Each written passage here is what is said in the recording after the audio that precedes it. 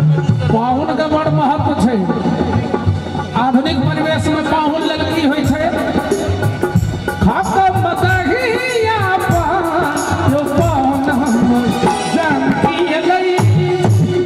खाकर मदहिया पर जानती गई थी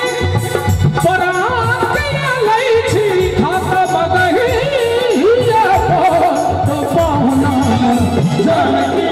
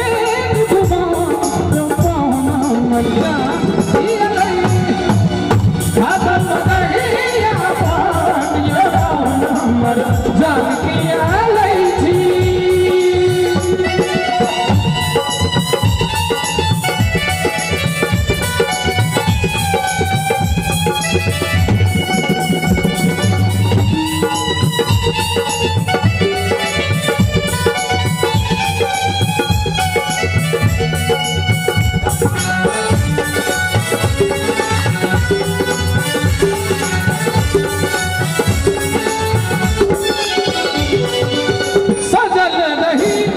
तुम्हारा